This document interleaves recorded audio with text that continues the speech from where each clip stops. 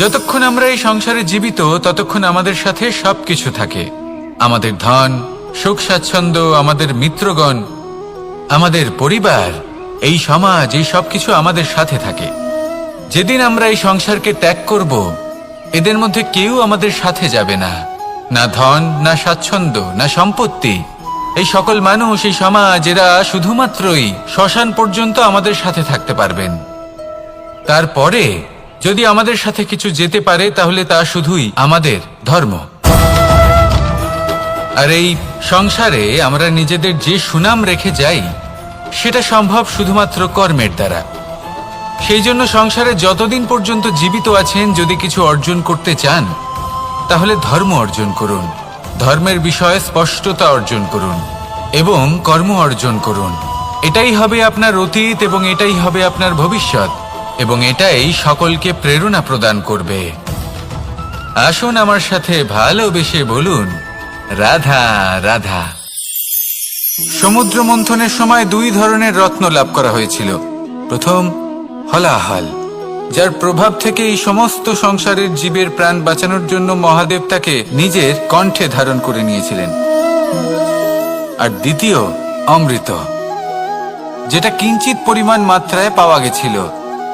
কখনো কখনো জীবনে এমন কোনো বস্তু যা আপনি প্রয়োজনের থেকেও অনেক বেশি মাত্রায় ভোগের জন্য লাভ করে থাকেন, তা আপনার জন্য বিষ প্রমাণিত হতে পারে। যেমন জল, প্রয়োজনের থেকে অনেক বেশি মাত্রায় যদি এই জল আসে তাহলে আপনার প্রাণ কাটতে পারে। কিন্তু পরিশ্রমের পরে এক পাত্র শীতল জল দ্বারা আপনি যদি স্নান করে নেন তাহলে তা আপনার শরীরের জন্য অমৃত হবে। পরিশ্রম করার পরে যদি আপনার শরীর এক পাত্র খাবার লাভ করে তাহলে তা আপনার শরীরের জন্য অমৃত। কিন্তু যদি কোনো পরিশ্রম না করেই আপনি দিনরাত শুধুই খাবার গ্রহণ করতে থাকেন তাহলে আপনার কাছে তা বিষ সমান। বিষ এবং অমৃত গ্রহণ করাটা আপনার উপরে নির্ভর করছে। কোনো বস্তু আপনার পক্ষে বিষও হতে পারে, আবার অমৃতও হতে পারে। নির্ভর করছে যে আপনি সেটা কিভাবে ব্যবহার করছেন, কতটা মাত্রায় ব্যবহার করছেন। আসুন আমার সাথে ভালোবেসে বলুন, রাধা রাধা। অনেক সময় আমাদের মনে এই ভাবনা আসে যে আমাদের নিরীহ স্বভাবের সুযোগ নিয়ে এই সংসারের মানুষ শুধু আমাদের দুঃখই দেয়। কতবার এমন মনে হয় যে আমরা সবাইকে সাহায্য করার জন্য এগিয়ে যাই আর সকলে আমাদেরই দোষ দেয়। অনেক সময় এমন মনে হয় যে আমরা শুধুই সৎকর্ম করি, সকলের ভালো চাই, কিন্তু সকলে আমাদেরই বিষয়ে খারাপ কথা বলতে থাকে। দুঃখ হয়, কিন্তু আমাদের এটা ভেবে দেখা উচিত যে মানুষ আম গাছের গায়ে পাথর ছোড়ে, শাল গাছের গায়ে পাথর কেন ছোড়ে না? কারণ এই আম গাছে পাওয়া যায় মিষ্টি এবং সুস্বাদু ফল। অন্যদিকে শাল গাছ থেকে আমরা কি পাই? শুধুই কাঠ। তাই যদি আপনাকে কেউ কথা শোনায়, আপনাকে কোনো কিছুতে বাধ্য করার চেষ্টা করে, আপনার বিষয়ে অনুচিত কথা বলে, তাহলে নিশ্চয়ই আপনার মধ্যে এমন বিশেষ কিছু আছে যা তাদের মধ্যে নেই। নিজের মধ্যে আত্মবিশ্বাস বাড়িয়ে তুলুন, ধন্যাত্মক ভাব আনুন, সৎকর্ম করতে থাকুন। কোনো কটুতা এই মনে প্রবেশ করতে দেবেন না। এই মন সুপ্রসন্ন হয়ে বলবে, রাধা রাধা।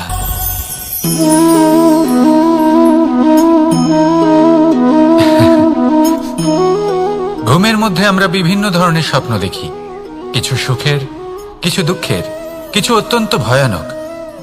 কিন্তু সত্যি কথা বলতে এর উপর আমাদের কোনো নিয়ন্ত্রণ নেই। কিন্তু আমি এমনও কিছু ব্যক্তিকে দেখেছি যারা খোলা চোখে স্বপ্ন দেখেন এবং তা যাপন করেন। নিজেদের একটা আলাদা স্বপ্ন নগরী আছে ওনাদের, সেখানেই জীবন যাপন করেন। আসল বাস্তবটা কি তাতে ওনাদের কিছুই যায় আসে না। এমন কিছু মানুষ আছেন যাদের কাছে বিন্দুমাত্র জ্ঞান নেই, সে না হয় ঠিক আছে, কিন্তু জ্ঞান এমন ভাবে প্রদান করবেন যে মনে হবে সংসারের সমস্ত জ্ঞান তাদের কাছেই রয়েছে। এমন কিছু মানুষ আছেন যারা ভালোবাসতে জানেন না, আর তাও আমি মেনে নিলাম, কিন্তু কথা এমন ভাবে বলবেন তাতে মনে হবে যেন প্রেমের বিষয়ে সবকিছু শুধুমাত্র ইনিই জানেন। এবার আমি এমন কথা অবশ্যই বলছি না যে আপনি এরকম করেন, কিন্তু যদি কোনো ব্যক্তি এরকম করেন তাহলে তার এটা মাথায় রাখা উচিত যে সেই ব্যক্তি অন্য কারোর সাথে নয়, নিজের সাথে অনুচিত করছেন। কারণ এমন কাজ করে উনি নিজের দোষ, নিজের অপগুণ সংসারের কাছে নয়, নিজের কাছে লুকোচ্ছেন। আপনি যদি নিজেকে বুঝতে না পারেন, সম্পূর্ণরূপে নিজেকে আকলন না করেন, নিজের অপগুণ, নিজের দোষ পূর্ণরূপে না বুঝতে পারেন, তাহলে এটা কি করে বুঝবেন যে নিজেকে কিভাবে শুধরে নিতে হবে? আপনাকে নিজের সত্য স্বীকার করতেই হবে, তারপরেই আপনি নিজেকে পরিবর্তন করতে পারবেন। তাহলে স্বপ্নে নয়, বাস্তবে বাঁচুন, আনন্দে বাঁচুন, আর আমার সাথে ভালোবেসে বলুন রাধা রাধা। ইচ্ছে বড়ই বিচিত্র জিনিস। এই ইচ্ছে যদি তা পূর্ণ না হয় তাহলে তা ক্রোধকে জন্ম দেয়, যদি তা পূর্ণ হয় তাহলে লোভকে জন্ম দেয়, যদি সময়ের মধ্যে পূর্ণ না হয় তাহলে শোককে জন্ম দেয়, আর যদি সময়ের পূর্বেই পূর্ণ হয়ে যায় তাহলে অহংকারকে জন্ম দেয়। সকলের ইচ্ছে থাকে, আপনারও অবশ্যই থাকবে, তা অবশ্যই পূরণ করবেন। কিন্তু একটা কথা মনে রাখবেন, আপনার এই জীবন এটা কোনোভাবেই আপনার ইচ্ছে পূরণ করার মাধ্যম নয়। এ হলো ধৈর্য সাধনের এক মাধ্যম, নিয়ন্ত্রণ করার এক মাধ্যম। নিয়ন্ত্রণ নিজের কামনার ওপর, নিজের ইচ্ছের ওপর, নিজের আবেগের ওপর। কারণ ইচ্ছে এটা হলো সেই অশ্বের মতো যা একবার লাগাম ছাড়া হয়ে গেলে, আপনার হাত থেকে যদি এই লাগাম বেরিয়ে যায় তাহলে তা আপনাকে সোজা বিনাশের পথে নিয়ে যেতে পারে। কিন্তু যদি আপনি একে নিয়ন্ত্রণ করতে পারেন তাহলে এটা আপনাকে সাফল্যের শিখরে অবশ্যই পৌঁছে দিতে পারে। তাহলে ইচ্ছেগুলিকে নিয়ন্ত্রণ করুন আর আমার সাথে ভালোবেসে বলুন রাধা রাধা। আমরা সকলে শক্তি অনুভব করতে চাই। এবার যদি আপনাকে জিজ্ঞেস করা হয় যে সবথেকে বেশি শক্তির অনুভব কোথা থেকে করা সম্ভব, তখন কেউ কেউ বলবেন পুষ্টিকর আহার গ্রহণ করলে, ব্যায়াম করলে, কেউ বলবেন ধন লাভ করলে, বন্ধুদের থেকে, পরিবারের থেকে, আদি ইত্যাদি। এইভাবে আপনি শক্তির অনুভব অবশ্যই করতে পারেন, কিন্তু সবথেকে বেশি শক্তির অনুভব যদি আপনি করতে চান তাহলে তা পাবেন শুধু একতার দ্বারা, সংগঠনের দ্বারা। যদি আপনাকে উদাহরণ দিই, নিজের এই হাতটাকে দেখুন, 5টা আঙুল রয়েছে। কোনো একটা বস্তুকে নিজের একটা আঙুল দ্বারা তুলে ধরার চেষ্টা করে দেখুন, বড়ই কষ্ট হবে। তখন আপনি বুঝতে পারবেন যখন এই 5টি আঙুল একত্রিত হয় তখন কোনো কাজ কতটা সহজ হতে পারে। এটাই হলো শক্তি, একতার। সব থেকে ভালো উদাহরণ যদি আপনাকে দিই তাহলে বাঁশি। এই বাঁশি থেকে অত্যন্ত মধুর সুর নির্গত হয় যা সবার মন প্রসন্ন করে দেয়। এই কথা সত্যি, কিন্তু এই বাঁশি আমি একটা বা দুটো আঙুল দিয়ে বাজাতে পারবো না। আমাকে প্রত্যেকটা আঙুল ব্যবহার করতেই হবে, তবেই এর থেকে মধুর সুর নির্গত হবে যা সকলকে প্রসন্ন করবে, ঠিক কিনা? ঠিক এইভাবেই যদি আপনি চান যে আপনার জীবনরূপী বাঁশি থেকেও মধুর সুর নির্গত হোক বা সবার মনকে প্রসন্ন করে তুলুক, তাহলে আপনাকেও জীবনে একতা নিয়ে আসতেই হবে। আপনি একাও কর্ম করতে পারেন, পথ চলতেও পারেন, সামনেও এগোতে পারেন, সাফল্যও লাভ করতে পারেন। কিন্তু যখন সকলে একসাথে এগোবেন, সেই পথে চলবেন, সেই কর্মই করবেন, তখন লক্ষ্যে অবশ্যই পৌঁছবেন, সাফল্য অবশ্যই লাভ করবেন। কিন্তু সেই সাফল্য এবং তার আনন্দর সংমিশ্রণটাই একটু অন্যরকম হবে। তাই জীবনে ঐক্যবদ্ধ হন, একসাথে মিলে এগোতে থাকুন, আর আমার সাথে ভালোবেসে বলুন রাধা রাধা। আমাদের মধ্যে এমন অনেক মানুষ আছেন যারা বই পড়তে পছন্দ করেন, অনেক মানুষ আছেন যারা ভিন্ন ভিন্ন রকমের কাহিনী পড়েন। এবার পড়তে পড়তে মাঝে এমন একটা অধ্যায় অবশ্যই আসে যা আমাদের হৃদয় স্পর্শ করে যায়। আমরা হৃদয় যন্ত্রণা অনুভব করি, তাও আমরা সেই কাহিনী শেষ পর্যন্ত পড়ি এবং তখন আমরা বুঝতে পারি যে সেই যন্ত্রণাময় অধ্যায়টি কেন এসেছিল, তার থেকে আমরা কি শিক্ষা পেলাম, এবং আমরা অবশেষে লক্ষ্যেও পৌঁছলাম। কিন্তু যদি সেই যন্ত্রণাদায়ক অধ্যায়টিতে আপনি থেমে যান, আপনি যদি এটা ভাবেন যে আমি আর পড়তে পারবো না, তাহলে আপনি জানতেও পারবেন না যে পরবর্তীতে কি হতে চলেছে। এই মন দুঃখে ভরে উঠবে, মনে প্রশ্ন আসতেই থাকে যার উত্তর আমরা পাই না, নিজেদের লক্ষ্য বুঝতেই পারি না। এইভাবেই আমাদের জীবনেও যদি এমন কিছু হয় যা অত্যন্ত দুঃখজনক, যদি এমন কোনো কঠিন অধ্যায় আপনার জীবনে আসে, থামবেন না। তা হলো আপনার জীবনের কাহিনীর একটি যন্ত্রণাদায়ক দুঃখজনক অধ্যায় মাত্র। শেষ পর্যন্ত এই কাহিনীতে টিকে থাকুন, কর্ম করতে থাকুন। আপনি বুঝতে পেরে যাবেন যে এই কঠিন পরিস্থিতি আপনার জীবনে কেন এসেছিল। আপনি শিক্ষাও লাভ করবেন এবং লক্ষ্যও লাভ করবেন। আসুন আমার সাথে ভালোবেসে বলুন, রাধা রাধা। খুব সুন্দর একটা কাহিনী আছে। একবার এক ব্যক্তি নিজের অসফলতার জন্য ত্রস্ত হয়ে সময় দেবতার তপস্যা করতে বসলেন। উনি তপস্যা করলেন এবং সময় দেবতা প্রসন্ন হলেন, মানুষের রূপ ধারণ করে ওনার সামনে প্রকট হলেন। এবার সেই ব্যক্তি ওনাকে জিজ্ঞেস করলেন যে কি এমন আছে যার জন্য আপনি বারবার জয়ী হন আর আমি চিরকাল পরাজিত হয়ে থাকি? কেন এত পরিশ্রম করা সত্ত্বেও আমি সাফল্য লাভ করতে পারি না? তখন সময় দেবতা উত্তর দিলেন যে দিন হোক বা রাত, ঝড় হোক বা ভূমিকম্প, রোদ হোক বা বৃষ্টি হোক, সময়ের সূত্রপাত হোক বা প্রলয়, আমি থামি না, আমি চলতেই থাকি। আর সেই জন্য যিনি থেমে যান তিনি পরাজিত হন আর আমি জয়ী হই। এটাই আমাদের শিখতে হবে। জীবনে সবসময় চলতে থাকুন, কখনো থামবেন না। হ্যাঁ, কিছুক্ষণের জন্য বিরতি নিতে পারেন, বিশ্রাম করার জন্য, নিজেকে আরো সশক্ত করে তোলার জন্য, কিন্তু থেমে যাবেন না। নিরন্তর কর্ম করতে থাকুন, পরিশ্রম করতে থাকুন, তবেই এই সংসার আপনাকে মনে রাখবে। আসুন আমার সাথে ভালোবেসে বলুন, রাধা রাধা। বস্ত্র আমাদের সকলের প্রিয়, এটা আমাদের জীবনযাপনের জন্য প্রয়োজনীয়। আমরা সবসময় চেষ্টা করি সেই বস্ত্র পরতে যা পরলে আমাদের দেখতে ভালো লাগে। কিন্তু কখনো এই কথা ভেবে দেখেছেন যে কিছু বস্ত্র যদি স্বচ্ছ হয় তাহলে তা পুরনো হলেও দেখতে ভালো লাগে?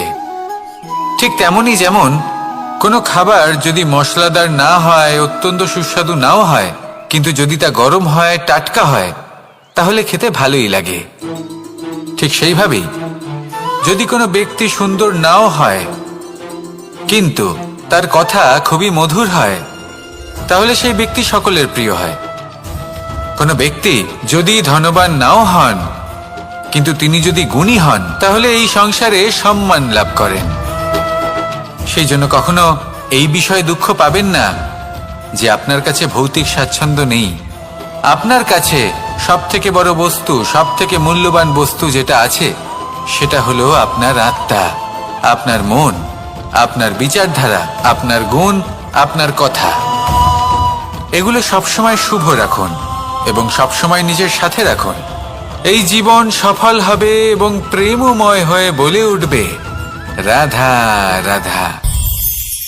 মানুষের জীবন বড়ই বিচিত্র হয়। যেই মুহূর্তে জন্ম নেয় একটা প্রতিস্পর্ধায় প্রবেশ করতে থাকে। মানুষ জন্ম নেয় আর প্রতিস্পর্ধা শুরু হয়ে যায় ভাই এবং বোনের মধ্যে সর্বশ্রেষ্ঠ হবার, সবার থেকে এগিয়ে থাকার। তারপরে সে যায় গুরুকুলে, নিজের বন্ধুদের মধ্যে সর্বশ্রেষ্ঠ হওয়ার প্রতিস্পর্ধা শুরু হয়। এবার সেখান থেকে বাইরে বেরিয়ে সংসার জীবনে প্রবেশ করে ধন উপার্জনের প্রতিস্পর্ধা শুরু হয়। তা সে যুদ্ধই হোক বা কলা হোক, এই প্রতিস্পর্ধা কখনোই আমাদের পিছু ছাড়ে না। তাই যদি প্রতিস্পর্ধা করতেই হয় তাহলে আমরা মানুষকে সাহায্য করার প্রতিস্পর্ধা কেন করব না? এমন এক প্রতিস্পর্ধা যাতে যে কেউ জিতুক বা যে কেউ হারুক না কেন, লাভ সকলের হবে। সকলের মধ্যে প্রেম বিতরণ করতে থাকুন, এইভাবেই আনন্দ বিতরণ করতে থাকুন। আর আমার সাথে ভালোবেসে বলুন, রাধা রাধা। এবার এই পুরুষার্থের বিষয়ে আপনারা অবশ্যই শুনেছেন, মোক্ষ, চতুর্থ পুরুষার্থ। আপনারা কি জানেন এই মোক্ষ আসলে কি? ধর্ম, অর্থ, কামনার পালন করতে করতে মৃত্যু লাভ করা, এটাই কি মোক্ষ? না, মোক্ষ হলো সেটাই যা জন্ম এবং মৃত্যুর ঊর্ধ্বে। প্রত্যেক ব্যক্তি, প্রত্যেক জীবই সংসারে কোনো না কোনো বিশেষ প্রয়োজনে আসে। ধর্মপথে সৎপথে অর্থ উপার্জন করা, প্রয়োজনকে পূর্ণ করার চেষ্টা করতে করতে সেই প্রয়োজনকে পূর্ণ করা তাকে মুক্তির পথে নিয়ে যায়, যা হলো মোক্ষ। যদি এই মোক্ষ লাভ না হয় তাহলে মানুষ জন্ম এবং মৃত্যুর এই চক্রে বারবার ফিরে আসবে। তাই নিঃস্বার্থভাবে সদ্ভাব নিয়ে কর্ম করুন, সকলকে ভালোবাসুন, আর আমার সাথে বলুন রাধা রাধা। জল এ হলো জীবনের আধার পঞ্চতত্ত্বের মধ্যে একটি, আর অত্যন্ত বিশেষ। এর থেকে অনেক বড় শিক্ষা পাওয়া যায়। এই জল গন্তব্যের বিষয়ে এর স্পষ্ট ধারণা আছে। ও জানে ওর লক্ষ্য কি, আর প্রয়াস করে ততদূর সে পৌঁছেও যায়। এটি পর্বত থেকে বয়ে নিচে নেমে আসে, নদীর সাথে সমাহিত হয়ে তার সাথে বয়ে চলে, চিরসবুজ বনানী গড়ে তোলে, প্রাণীদের তৃষ্ণা নিবারণ করে, সামনে এগিয়ে চলে, মানুষের সাথে মিলিত হয়। যারা একে বাঁধের মধ্যে বেঁধে রাখতে চেষ্টা করে সে বন্দি দশাতেও থেকে যায়, মানুষের কল্যাণ করে। তারপর বাঁধ থেকে মুক্তি পেয়ে এগিয়ে চলে, কোথাও ধাক্কা খায়, কোথাও বাধা পড়ে, কোথাও যদি পথ খুঁজে না পায় তাহলে পথ খুঁজেই নেয়, আর যেখানে পথ থাকে না সেখানে পথ বানিয়ে নেয়, আর শেষ পর্যন্ত নিজের লক্ষ্যে পৌঁছেই যায়, অর্থাৎ সমুদ্রে গিয়ে সমাহিত হয়ে যায়। আমাদেরও কিছুটা এরকমই হয়ে উঠতে হবে। যেখানেই যাবেন সকলের কল্যাণ করুন, সামনে এগোন। আপনি কোথাও পড়ে গেলে, ধাক্কা খেলে আঘাত লাগবেই, উত্থান পতন লেগেই থাকে। সামনে এগোতে থাকুন। কোথাও পথ না পেলে তা খুঁজে নিন, কোথাও পথ না থাকলে তা বানিয়ে নিন। নিজের গন্তব্যের কথা সব সময় মনে রাখুন। শেষ পর্যন্ত নিজের মোক্ষ লাভ আপনি অবশ্যই করবেন। আর আমার সাথে ভালোবেসে বলুন রাধা রাধা।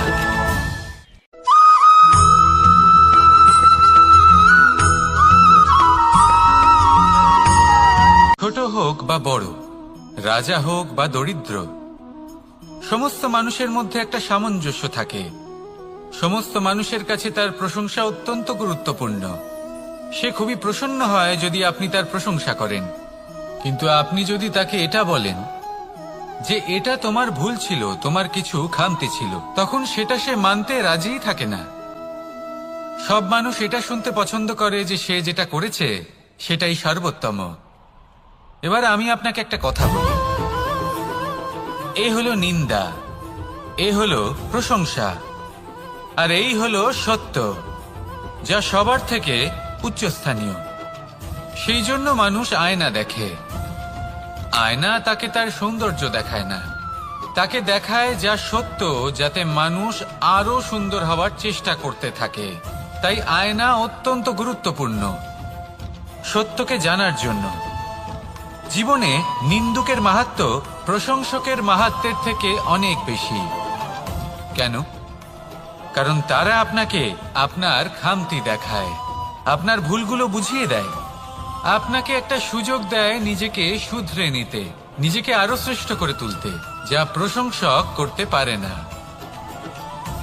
তাই জীবনে যদি কখনো নিন্দা করা হয় তাকে ভালোবেসে গ্রহণ করুন, ধন্যাত্মক রূপে গ্রহণ করুন। যদি নিজেকে কোনো শিক্ষা দেওয়া সম্ভব হয় তাহলে অবশ্যই দিন। দেখবেন মন প্রসন্ন হয়ে বলবে রাধা রাধা। মানুষ যখন কোনো শক্তি লাভ করে তখন সে নিজেকে বলশালী মনে করে। শক্তি লাভ করলেই তার মধ্যে অহংকার চলে আসে, অভিমান চলে আসে। তার কারণ হলো সে একটা সহজ কথা বুঝতেই পারে না। এই সব যা হচ্ছে সময়ের জন্য হচ্ছে। সময়ের থেকে বেশি বলশালী আর কেউ নেই। এই সময়ের জন্যই রাবণ ভক্তি দ্বারা কৈলাস পর্বত তুলে নিয়েছিলেন। আবার সেই সময়ের জন্যই, সেই কারণেই রাবণকে বধ হতে হলো। তার সাথে সাথে রাক্ষস কুলও ধ্বংস হয়েছিল এবং লঙ্কাও ভস্ম হয়ে গেছিল। দেখতে গেলে জন্ম থেকে মৃত্যু পর্যন্ত এই যে সময়, সেটাই হলো জীবন। কিন্তু তার মধ্যেও যা সময় আসে কোনো কারণেই আসে। সেই সময় আমরা যাপন করে কিছু শিখতে পারি। তাই আজ যে সময় আপনার হাতের কাছে আছে তাকে মুষ্টিবদ্ধ করে রাখুন, তাকে সামলে রাখুন, তাকে সংযত করে রাখুন, অনুভব করুন, তার থেকে কিছু শিখুন, তাকে কোনোভাবেই ব্যর্থ হতে দেবেন না। আর এটা জেনে রাখুন যে ভবিষ্যতে যা কিছু হতে পারে, যা কিছু হতে চলেছে, সেটা না আপনি জানেন আর না তা আপনার বশে রয়েছে। সেই জন্য আজ অহংকার বা অভিমান করে নিজের ভবিষ্যতের ক্ষতি করবেন না, সেই অনর্থ ঘটাবেন না। এটাই হলো সময়ের অর্থ।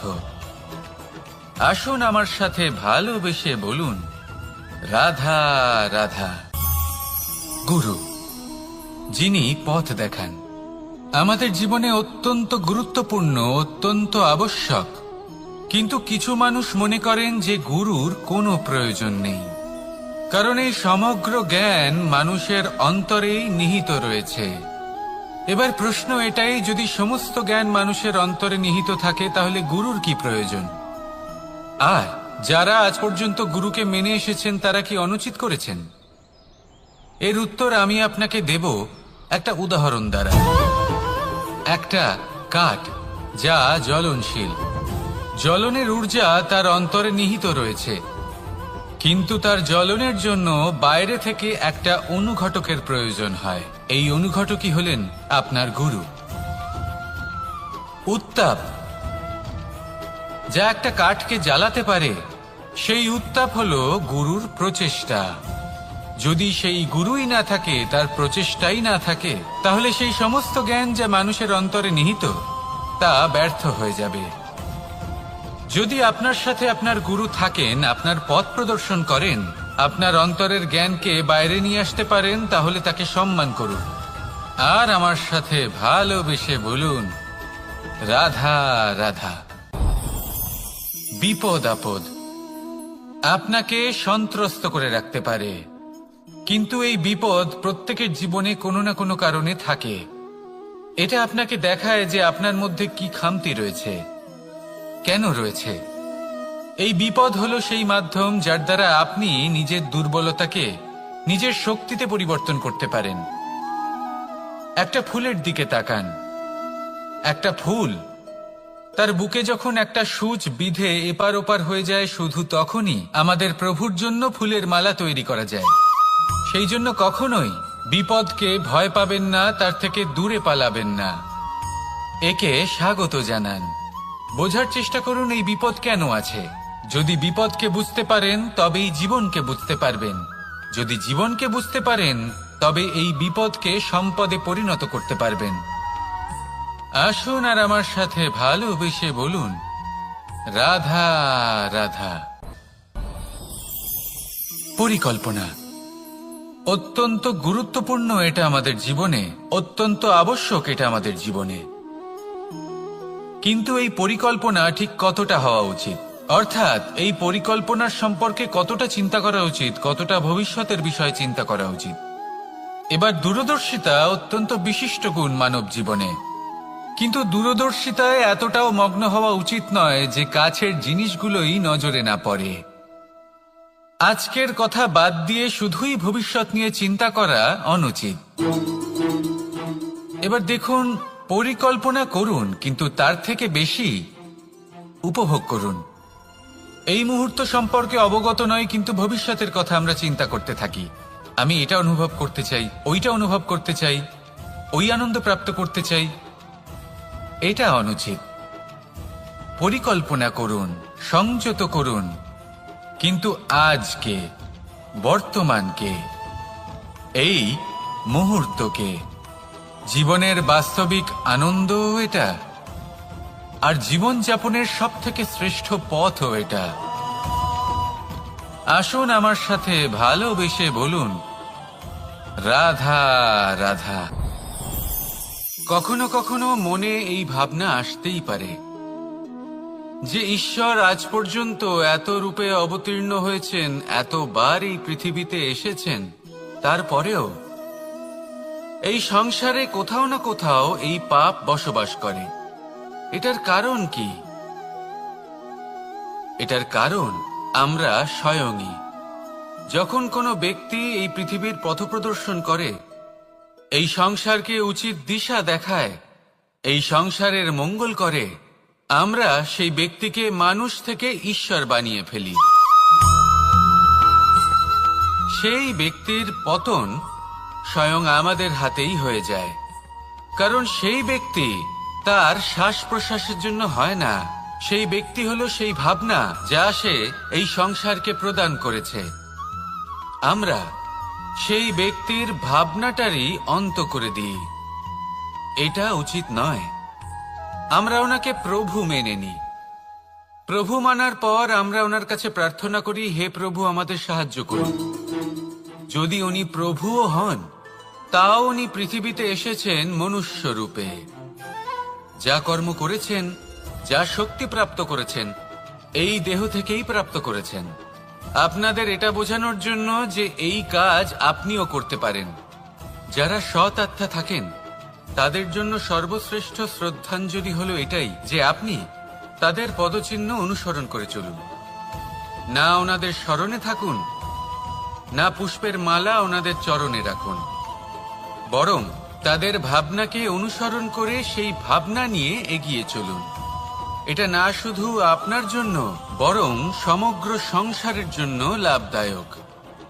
তাহলে এটাই করুন আর আমার সাথে ভালোবেসে বলুন, রাধা রাধা। যখন কঠোর রোদে আমাদের শরীর উত্তপ্ত হয়ে যায়, আমরা গরম অনুভব করি, তখনই যদি বর্ষা হয় আর বৃষ্টির জলের ফোঁটা আমাদের শরীরে এসে পড়ে, তখন কেমন অনুভূতি হয়? বর্ষার এই জলের ফোঁটা যখন ধরিত্রীতে পড়ে, তখন যে নাদ উৎপন্ন হয়, মনে হয় যেন এক সঙ্গীত। এমন এক সঙ্গীত যা স্থিরতার সাথে আমাদের বুঝিয়ে দেয় যে এই সূর্যের উত্তাপ, এই রোদ, তা চিরকালের জন্য থাকবে না। সূর্যের কিরণের যতই তেজ থাকুক, যখন বর্ষা আসবে এই রোদের কিরণকে শীতল করবে। সূর্যের তেজ যতই বেশি হোক না কেন, কখনো না কখনো কালো মেঘ আসবে আর সূর্যকে ঢেকে দেবে। অর্থাৎ এই প্রকৃতি আমাদের শিক্ষা দেয় যে কারোর প্রকাশ, যে কারোর মেধা চিরকাল টিকে থাকে না। এবার যদি কথা বলি অন্ধকারের বিষয়ে, তবে রাত্রির কালো অন্ধকারকে একটা জোনাকির আলো পরাজিত করে। অর্থাৎ অন্ধকারও চিরকালের জন্য বজায় থাকে না। এটা কি আমরা বুঝলাম? তবে আপনাদের দুটো সহজ প্রশ্ন করব। জীবনে যখন কিছুই আপনাদের সাথে চিরকাল থাকবে না, তাহলে অহংকার কি নিয়ে? আর জীবনে যদি প্রত্যেক দুঃখ, বিপদ, সমস্যা একটা সময়ের পর আপনাকে ছেড়ে চলে যায়,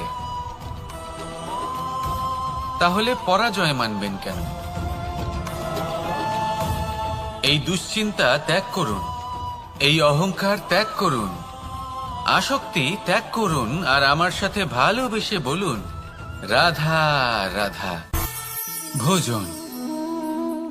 এই সংসারে যেই হোক না কেন, কোনো মানুষ হোক, কোনো প্রাণী হোক, কোনো কীট হোক বা কোনো বনস্পতি হোক, প্রত্যেকের জন্য ভোজন অতি আবশ্যক। কারণ ভোজন থেকেই শক্তি পাওয়া যায়, আর সেই শক্তি দিয়েই সংসারের, আমাদের জীবনের সমস্ত কার্য করা যায়। এবার এমন এক ধরনের শক্তি হয় যা শীতের ঋতুতে সূর্য থেকে আমরা পেয়ে থাকি, আর আরেক ধরনের উত্তাপ হয় যা দিয়ে ভোজন রান্না করা হয়, সুস্বাদু নানান ধরনের ভোজন। এবার অত্যন্ত গুরুত্বপূর্ণ হলো যে ব্যক্তি সেই ভোজন বানাচ্ছেন তার মানসিক পরিস্থিতি এবং সেই ব্যক্তি যিনি ভোজন গ্রহণ করছেন তার মানসিক অবস্থা। যখনই আপনি ভোজন বানাচ্ছেন তখন ভালোবাসার সাথে কাজটা করুন, ধন্যাত্মক ভাব নিয়ে, সৎ ভাবনার সাথে। কারণ আপনার এই মানসিক স্থিতি শক্তির আকারে সেই খাদ্যের সাথে মিলে মিশে যায়। আর যখনই আপনি ভোজন গ্রহণ করছেন তখন সদ্ভাবনার সাথে, প্রসন্নতার সাথে গ্রহণ করুন, ধন্যাত্মক ভাব নিয়ে। যদি আপনি প্রসন্নতার সাথে রান্না করেন, প্রসন্নতার সাথে খাদ্য গ্রহণ করেন, তাহলে আপনি প্রসন্নই থাকবেন, আর মন সুপ্রসন্ন হয়েই বলবে, রাধা রাধা। কখনো কোনো চাতক পাখিকে দেখেছেন? কথায় আছে যে বছরে মাত্র একবার সে তার তৃষ্ণা মিটিয়ে থাকে, আর তাও আকাশে ভেসে থাকা মেঘের দ্বারা ঘটানো বৃষ্টির জলের ফোঁটা থেকে। আর কোথাও থেকে সে তার তৃষ্ণা পূরণ করে না। সারা বছর সে নিদারুণ গরম সহ্য করে, তীব্র শীতও সহ্য করে, শুধু এই আশা নিয়ে যে বছরে একবার অন্তত সেই মেঘের ঘন ঘটা হবে, বৃষ্টি হবে, আর সে তার তৃষ্ণা নিবারণ করবে। এটা আসলে কি? এটা আসলে বিশ্বাস। সেই বিশ্বাস যে বছরে একবার সেই মেঘ আসবে তৃষ্ণা নিবারণ করতে। যেমন দেখুন, একটা সূর্যমুখী ফুল সারা রাত অন্ধকারের সাথে যুদ্ধ করে, কারণ তার বিশ্বাস যে ভোরবেলায় সূর্য তাকে অবশ্যই দর্শন দেবেন। সেটাও বিশ্বাস ছিল যার উপর ভরসা করে মনু একটা নৌকা নিয়ে বেরিয়ে পড়েছিলেন এবং সমস্ত সৃষ্টিকে প্রলয়ের হাত থেকে বাঁচিয়েছিলেন। সেটাও ছিল ভালোবাসার প্রতি বিশ্বাস যার উপর ভরসা করে বানর এবং ভাল্লুক সেনা নিয়ে শ্রীরাম আক্রমণ করেছিলেন সমস্ত বরদানপ্রাপ্ত অসুরগণ এবং রাক্ষসগণের লঙ্কায় এবং জয় লাভ করেছিলেন। এই বিশ্বাসই হল এই বিশ্বের আশা। বিশ্বাস রাখুন যে আপনি হলেন সর্বশ্রেষ্ঠ এবং শুধুই নিজের কর্ম করতে থাকুন। এই বিশ্বাসের আশাই আপনাকে প্রতি মুহূর্তে বল প্রদান করবে। এ হলো আমার বিশ্বাস। আসুন আর আমার সাথে ভালোবেসে বলুন, রাধা রাধা। সৌন্দর্য। মানুষ নিজের সৌন্দর্যের বিষয়ে কতটা ভাবে, চায় যে সে সব থেকে বেশি রূপবান হবে, সব থেকে বেশি সুন্দর হবে। কিন্তু সৌন্দর্যের পরিভাষা কি তা কি সে জানে? কোনো মাকে জিজ্ঞেস করুন, ওনার জন্য সৌন্দর্যের পরিভাষা ওনার সন্তান। কোনো ভক্তকে জিজ্ঞেস করুন, ওনার জন্য সৌন্দর্যের পরিভাষা ওনার ভগবান। শ্রীরামকে জিজ্ঞেস করুন, ওনার জন্য সৌন্দর্যের পরিভাষা হলো হনুমান। ভাঙা হানু, ফুলে যাওয়া মুখ, দেখতে গেলে উনি বানর, লম্বা লেজ, এত নিরীহ যে ওনাকে অমূল্য মালা দিলে সেটা ছেড়ে তার ভেতরে শ্রীরামকে খুঁজছিলেন। কিন্তু ওনার ভাবনা কত সুন্দর। উনি এটা বিশ্বাস করেন যে সংসারের যতই মূল্যবান জিনিস দিয়ে এই মালা তৈরি করা হোক না কেন, যদি এর মধ্যে শ্রীরাম না থাকেন তাহলে এর মধ্যে কোনো অর্থ নেই। সৌন্দর্য রূপে নয়, ভাবনায় নিহিত থাকে। যদি আপনি সৌন্দর্য প্রাপ্ত করতে চান তাহলে তা কর্মে নিয়ে আসুন, ভাবনায় এবং বিচারে নিয়ে আসুন। এই সৌন্দর্য আপনার সাথেই থাকবে। যদি আপনি সৌন্দর্যকে রূপের মধ্যে খোঁজেন তাহলে কিছুক্ষণের জন্য পাবেন, সেই সৌন্দর্য সময়ের সাথে হারিয়ে যাবে। সৌন্দর্য যদি পেতে চান, খুঁজতেই চান, তাহলে হৃদয় খুঁজুন, কর্মে খুঁজুন। মন প্রসন্ন হয়ে বলবে, রাধা রাধা। ব্যায়াম, এই শব্দ আমরা সকলে শুনেছি, আর এটা সারা জীবন আমাদের সাথেই থাকে কোনো না কোনো রূপে। যখন আমরা জন্মগ্রহণ করি, চলতে শিখি, প্রথমে আমরা হামাগুড়ি দিয়ে চলি, পরে চলতে চেষ্টা করি কিন্তু পড়ে যাই। তখন আমাদের বাড়ির গুরুজনেরা আমাদের আটকান না। ওনারা মনে করেন এইভাবেই আমাদের সন্তান চলতে শিখবে, এইভাবেই তার পা আরো মজবুত হবে, যা অত্যন্ত গুরুত্বপূর্ণ। এইবার জীবনকালে যতই আমরা এগোতে থাকি, এই ব্যায়াম বিভিন্ন রূপে আমাদের সাথেই থাকে। কিন্তু আপনি কি জানেন যে এই ব্যায়ামের তাৎপর্য আসলে কি? আপনি কি জানেন এই ব্যায়ামের মর্ম আসলে কি? যখনই আমরা এই ব্যায়াম করি, আমাদের শরীরের মাংসপেশি ক্ষয় হয়। প্রথমে তা ক্ষয় হয়, তারপর আবার তা নির্মিত হয়। আরো শ্রেষ্ঠ, আরো শক্তিশালী মাংসপেশি আমরা লাভ করি। অর্থাৎ এই ব্যায়াম হলো সৃজনের বিজ্ঞান। এই ব্যায়াম আমাদের জন্য অত্যন্ত আবশ্যক। সেই জন্য জীবনে যখনই কোনো কিছু নষ্ট হয়ে যায়, চলে যায়, তখন হতাশ হয়ে পড়বেন না, তাকে পুনর্নির্মাণ করার চেষ্টা করবেন। আর এই শিক্ষা আমরা লাভ করি পাখিদের থেকে। যখনই বর্ষা হয়, ঝড় আসে, যখন পাখির বাসা ভেঙে চুরমার হয়ে যায়, তারা হার মেনে নেয় না। সে আবার অল্প অল্প করে সব খুঁজে একত্রিত করে আবার নিজের বাসা বানিয়ে তোলে। পুনরায় এক জীবনকে জন্ম দেয়, এক নতুন পরিবারকে জন্ম দেয়। তাই মনে রাখবেন, জীবনে এইভাবেই যদি আপনি নির্মাণ করতে চান, সৃজন করতে চান, তাহলে সেই নির্মাণের জন্য ভাঙনের অভিজ্ঞতা থাকা অত্যন্ত আবশ্যক। ভগ্ন বস্তুকেও সম্মান করা অত্যন্ত আবশ্যক।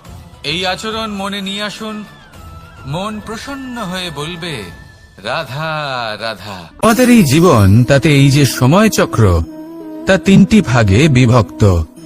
এক হলো অতীতকাল, ফেলে আসা অতীত, তারপরে আসে বর্তমান, এখনকার এই মুহূর্ত, আর তারপর আসে আগামীকাল অর্থাৎ ভবিষ্যৎ। এবার এখানে সবথেকে গুরুত্বপূর্ণ হলো অতীতকাল, ভবিষ্যৎকাল, ফেলে আসা অতীত এবং আগামী সময়।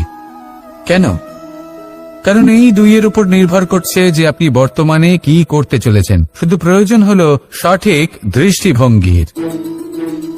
অতীতকালকে যদি আপনি একটি দৃষ্টিভঙ্গি থেকে দেখেন, তাহলে অতীতকালে আপনি দুঃখও দেখতে পাবেন, যন্ত্রণাও দেখতে পাবেন।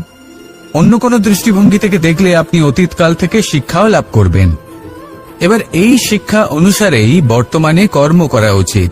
এবং যদি ভবিষ্যতের কথা বলি, তাহলে বলবো ভবিষ্যতের কথা ভেবে আপনি আজ অবশ্যই চিন্তিত হতে পারেন। অন্য একটি দৃষ্টিভঙ্গি থেকে দেখলে এই ভবিষ্যতেই আপনি একটি লক্ষ্য, একটি উদ্দেশ্য দেখতে পাবেন, যে আপনি কি করতে চান, কি লাভ করতে চান। এবার সেই অনুসারে বর্তমানে কর্ম করা উচিত, ভবিষ্যৎ এবং অতীতকাল অনুসারে। এভাবেই যদি জীবনে কর্ম করতে থাকেন, আপনার এই বর্তমানের দিনগুলো আপনি একটু নতুনভাবে বাঁচতে পারবেন।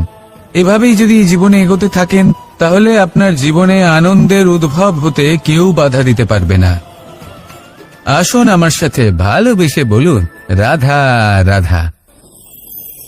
পরিকল্পনা অত্যন্ত গুরুত্বপূর্ণ, এটা আমাদের জীবনে অত্যন্ত আবশ্যক, এটা আমাদের জীবনে।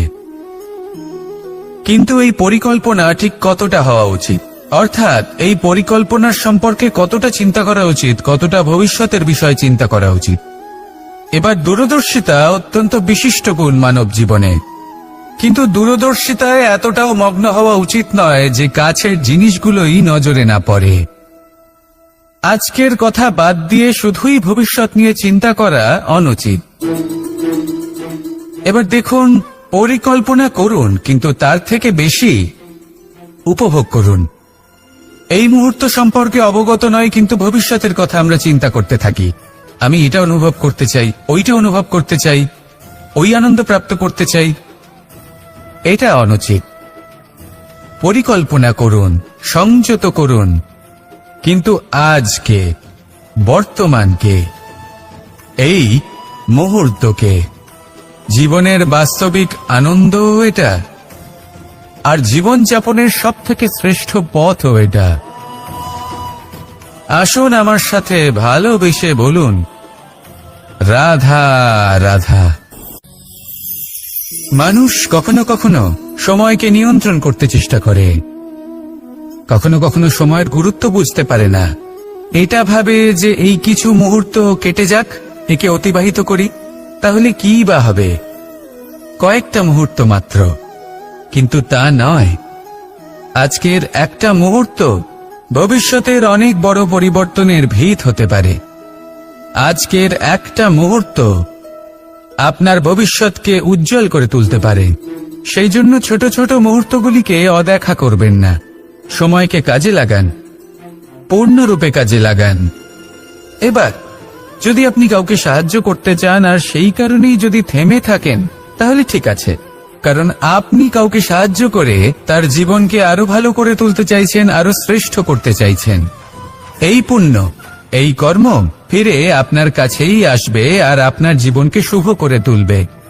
কিন্তু যদি আপনি আলস্যের কারণে থেমে থাকেন এবং কিছুই না করেন, সময় নষ্ট করেন, তাহলে কিন্তু একটাই ঘটনা ঘটবে, আপনার ভবিষ্যৎ বিপদগ্রস্ত হয়ে পড়বে, আর কিছুই নয়।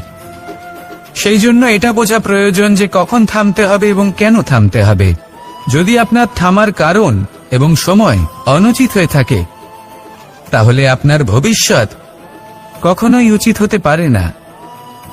সেই জন্য সময়কে সম্মান করুন আর পূর্ণ ব্যবহার করতে শিখুন। আর আমার সাথে ভালোবেসে বলুন রাধা রাধা।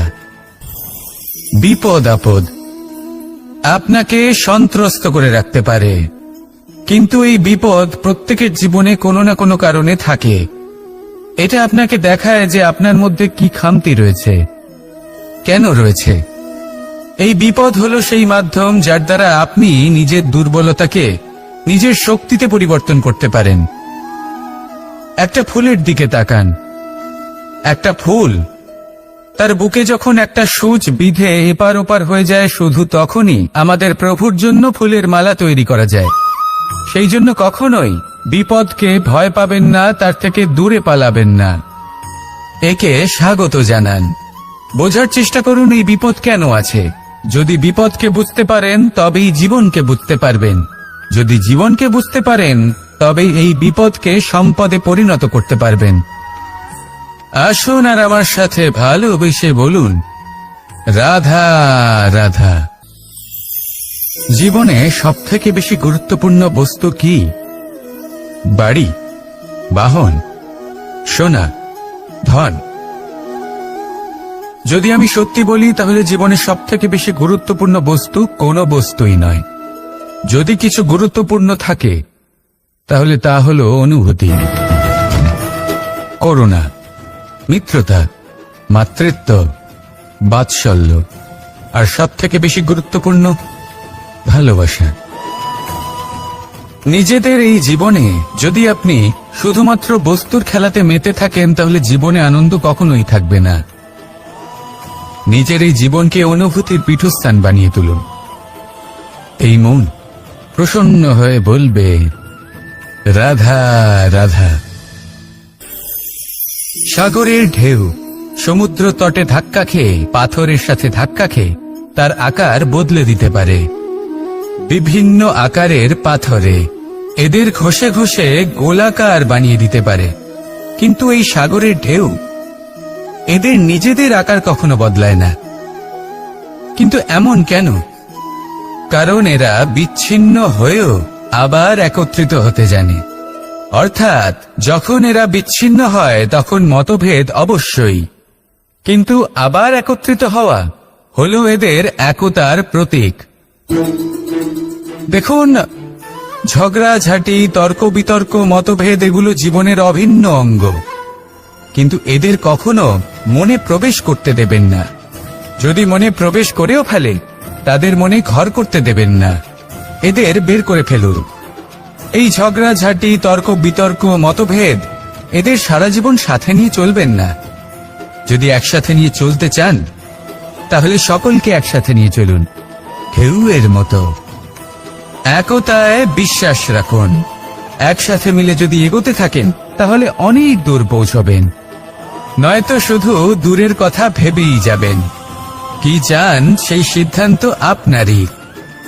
আসুন আর আমার সাথে ভালোবেসে বলুন, রাধা রাধা।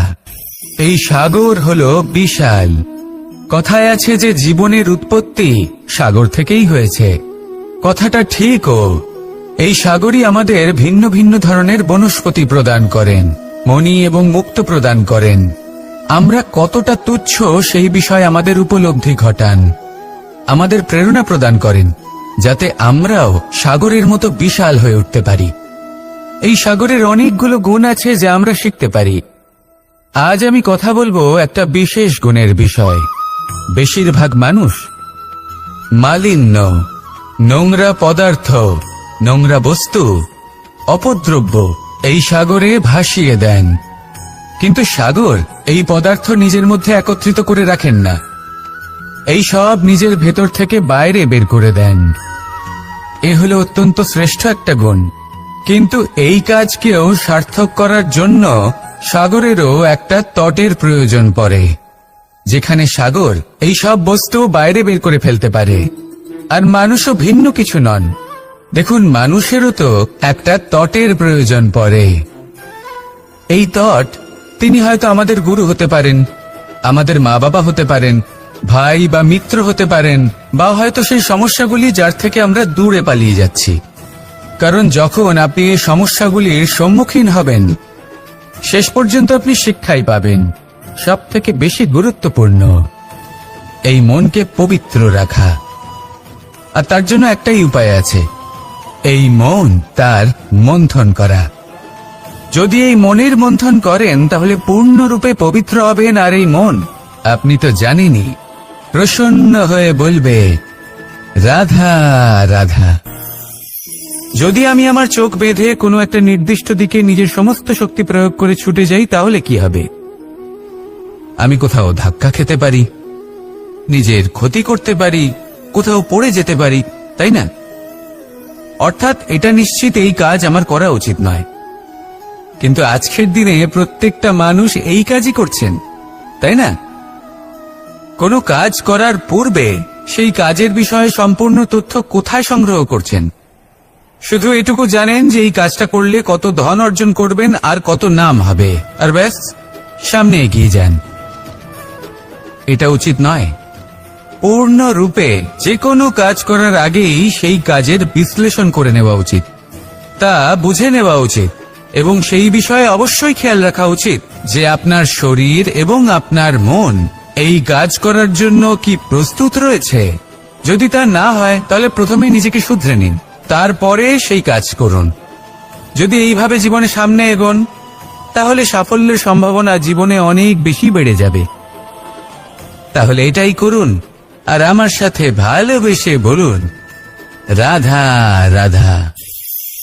আমরা জীবনে চলতে চাই, সামনে এগোতে চাই, কিন্তু কখনো কখনো এমন হয় যে আমরা আমাদের লক্ষ্য দেখতেই পাই না। আমরা চিন্তিত হয়ে পড়ি, ব্যতীত হয়ে পড়ি, আমরা কিছু বুঝতেই পারি না। এই মন অশান্ত হয়ে যায়। কিন্তু যদি আপনি থেমে যান তাহলে নিজের পথ এবং নিজের লক্ষ্য থেকে সরে যাবেন। সেই জন্য চলতে থাকুন, থামবেন না। যতদূর পারবেন চলতে থাকুন, যতদূর দৃষ্টি যাচ্ছে চলতে থাকুন। তারপরেই দেখবেন পরবর্তী পথ আপনা থেকেই আপনার সামনে আসবে। কারণ আপনার দৃষ্টির সীমা থাকতেই পারে, দৃষ্টিভঙ্গির সীমা নেই। আপনার পথের সীমারেখা থাকতেই পারে, কিন্তু সেই পথে চলার সাহসের সীমা নেই। সেই জন্য নিজেকে অসীমিত করে তুলুন। এই সীমারেখা আপনা থেকেই দূর হয়ে যাবে, লক্ষ্য নিজে থেকেই দেখতে পাবেন, আর এই মন সুপ্রসন্ন হয়ে বলবে রাধা রাধা। সম্পর্ক হলো আমাদের জীবনের একটি আধার। কিছু সম্পর্ক এমন যা আমরা জন্মসূত্রে লাভ করি, যেমন পরিবার, মা, বাবা। কিছু সম্পর্ক আছে যা আমরা জীবনে অর্জন করে থাকি, তা সে প্রেমের হোক, স্নেহের হোক বা বন্ধুত্বের। এই সকল সম্পর্ক লাভ করার বা গড়ে তোলার 5টি ধাপ রয়েছে। প্রথম ধাপ, কোনো ব্যক্তির সাথে আলাপ হওয়া, তার সাথে কথা বলা বা তাকে দেখা। দ্বিতীয় ধাপ, সে ব্যক্তিকে আমাদের ভালো লাগা। তৃতীয় ধাপ, আমাদের এটা চাইতে শুরু করা যে জীবনে এই ব্যক্তি যেন আমাদের বন্ধু হন, আমাদের জীবনে থাকেন, বা আমাদের কাউকে ভালোবেসে ফেলা। আর এটা আমাদের ভাবা বা চাওয়া যে সেই ব্যক্তি যেন আজীবন আমার সাথে থাকেন, আমার জীবনে আমার সাথী হয়ে। চতুর্থ ধাপ, লাভ করা। এবার এই ধাপটি অনেক মানুষের পক্ষেই খুবই সরল হয়, বড়ই সরলভাবে নিজেদের সঙ্গীকে লাভ করে থাকেন। কিছু মানুষের জন্য এই ধাপ অত্যন্ত কঠিন হয়ে থাকে। অনেক প্রতিকূল পরিস্থিতির ওপর জয়লাভ করে তারা সঙ্গীকে লাভ করেন, কিন্তু লাভ অবশ্যই করেন। এরপরে আসে পঞ্চম, অন্তিম এবং সবথেকে গুরুত্বপূর্ণ ধাপ। সেটা হলো সেই সম্পর্ক পালন করা। এটা হলো এমন এক বিষয় যা প্রত্যেক মানুষের শেখা উচিত। যদি ব্যক্তি নিজের জীবনে সম্পর্ক রক্ষা করতে শিখে যান, তবে প্রত্যেক সম্পর্ক তার জীবনকে স্বর্গ করে তুলবে। আসুন আর আমার সাথে ভালোবেসে বলুন রাধা রাধা। রাধা কখনো কখনো আমার জন্য বড়ই সুগন্ধি আতর নিয়ে আসে, পারিজাত ফুলের মালা নিয়ে আসে আমার প্রসাধন করবে বলে, এবং আমার সব থেকে বেশি প্রিয় মাখন নিজে হাতে বানিয়ে আনে আমাকে নিজে হাতে খাইয়ে দেবে বলে, সবকিছু আমাকে প্রসন্ন করবে বলে। কিন্তু আপনি কখনো ভেবেছেন যে এই আতর কিভাবে বানানো হয়? সহস্র ফুলের পাপড়ি একসাথে পিষে নিতে হয়, তারপরে তার থেকে যে রস নিঃসৃত হয় সেই রস দ্বারাই আতর তৈরি হয়। অনেক সংখ্যক ফুলকে অসীম যন্ত্রণা ভোগ করতে হয়, তবে তারা আমার প্রসাধন সামগ্রী হয়ে উঠতে পারে। দুধ থেকে মাখন তৈরি করার জন্য কতটা পরিমাণ মন্থন সহ্য করতে হয় সেটা আপনি জানেন। ঠিক সেই রকমই হলো আমাদের জীবনও। বিপদও আসে, কঠিন পরিস্থিতিও আসে, এর সম্মুখীন হতে শিখুন। মনে রাখবেন, আপনি হলেন সেই দুধ যাকে মন্থন সহ্য করতে হবে মাখন হয়ে ওঠার জন্য।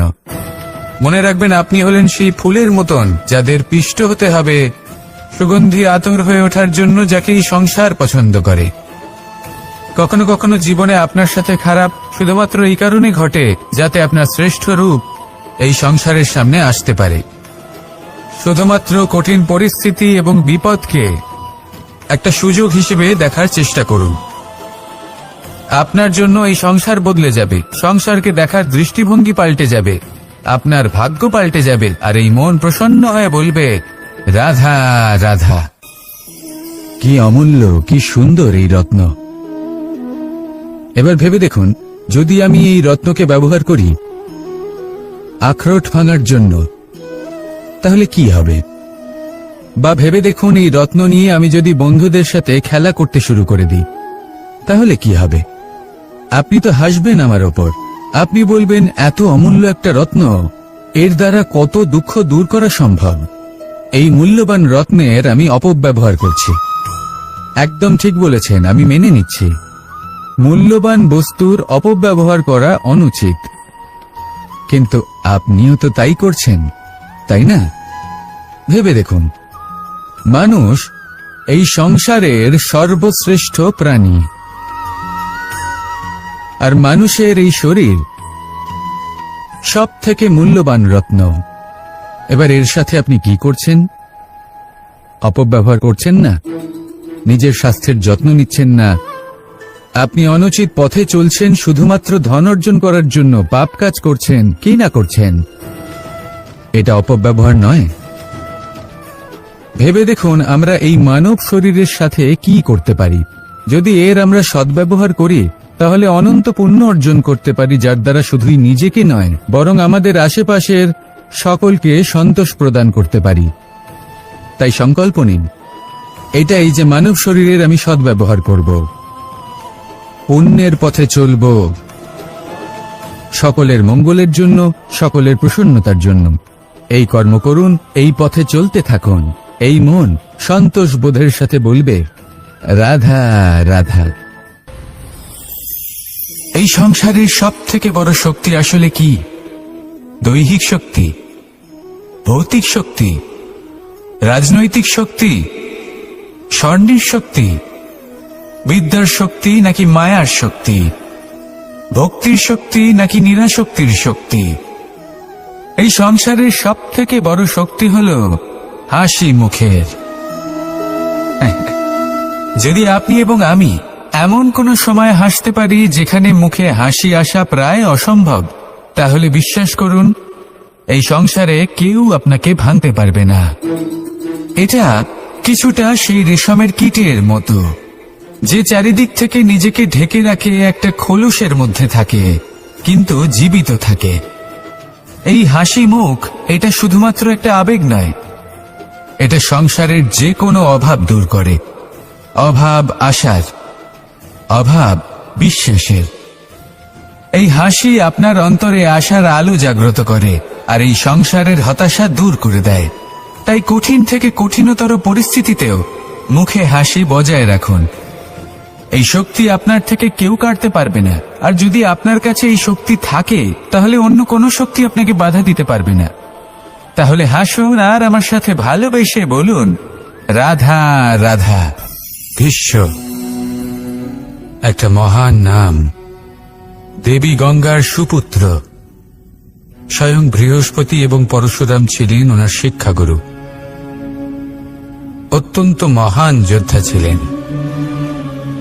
কিন্তু এই মহান যোদ্ধা, ইনি ইতিহাসে আজ পর্যন্ত সেই সম্মান পেলেন না যার উনি যোগ্য ছিলেন। কারণ নির্বাচন। রাজ সিংহাসনের সেবা করার প্রতিজ্ঞা নিয়েছিলেন উনি, এবার রাজসিংহাসনে যেই বসুক না কেন তার সেবা করা, তার প্রত্যেক আদেশ পালন করা, এটাই ছিল ওনার প্রতিজ্ঞা। তা সেই ব্যক্তি উচিত হোক বা অনুচিত, সে উচিত পথে চলুক বা অনুচিত পথে চলুক, সুপাত্র হোক বা কুপাত্র, উনি তার সেবা করতে থাকলেন, তার প্রত্যেক আদেশ পালন করতে থাকলেন, নিজের প্রতিজ্ঞা পালন করতে থাকলেন। ধৃতরাষ্ট্র নেত্রহীন অবশ্যই ছিলেন, কিন্তু এতটাও নেত্রহীন ছিলেন না যে উনি প্রজাদের চোখের জল, ধর্ম অধর্ম দেখতে পাবেন না। উনি সব বুঝতে পারতেন। আর এদিকে ভীষ্ম নিজে প্রতিজ্ঞাবদ্ধ হয়েছিলেন। দুর্যোধন অনুচিত পথে চালিত হচ্ছিল, তাও উনি তাকে সঙ্গ দিতে থাকলেন। আর পরিণামস্বরূপ আজ পর্যন্ত ইতিহাসে উনি সেই স্থান পেলেন না, সেই সম্মান পেলেন না যার যোগ্য উনি ছিলেন। যদি আপনি কোনো প্রতিজ্ঞা করে থাকেন, তা সে যতই কোনো উচিত কারণের জন্য হোক না কেন, যদি আস্তে আস্তে সময়ের সাথে সেই প্রতিজ্ঞা আপনাকে অনুচিত পথে চালিত করে অধর্মের পথে নিয়ে যায়, পাপের পথে নিয়ে যায়, তাহলে সেই প্রতিজ্ঞা ভঙ্গ করা অত্যন্ত আবশ্যক। সময় অনুসারে নিজেকে বদলানো আবশ্যক, নয়তো এই প্রতিজ্ঞা আপনাকে দিয়ে পাপ কর্ম করাবে, কুকর্ম করাবে, আর আপনার বিনাশের কারণ হবে। আসুন আমার সাথে ভালোবেসে বলুন, রাধা রাধা। আমার দাদা আমাকে অনেকবার বলেছেন, কানাই তুমি তো স্বয়ং নারায়ণ, তুমি এক তড়িতেই সবকিছু এমনি ঠিক করে দাও না কেন?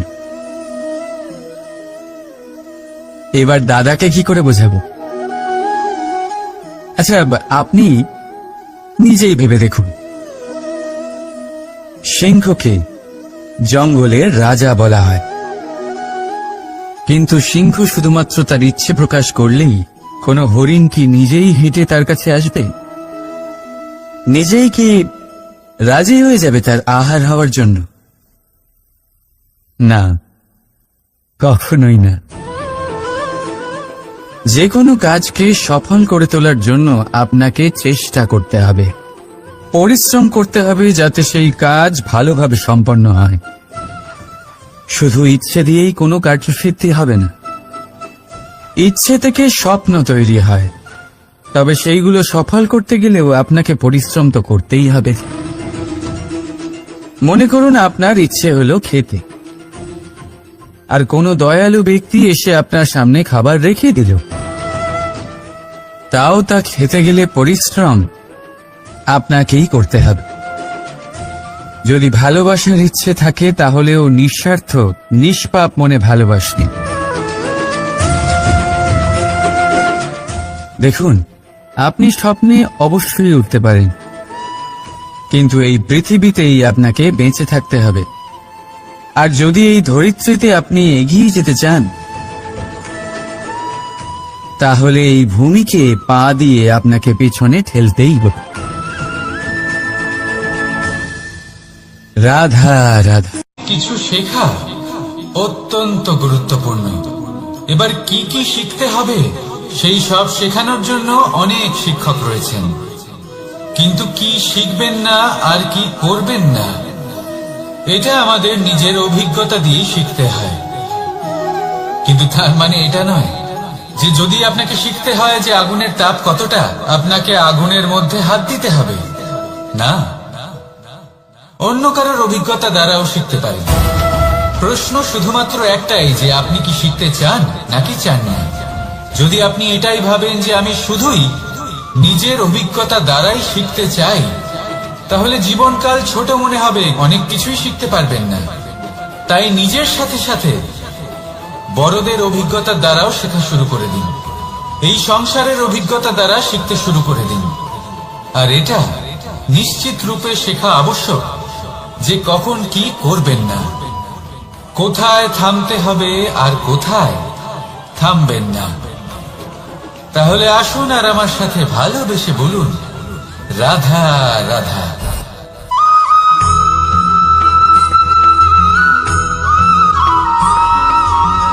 এই সংসারে সব থেকে বেশি কোমল বস্তু হলো রেশম।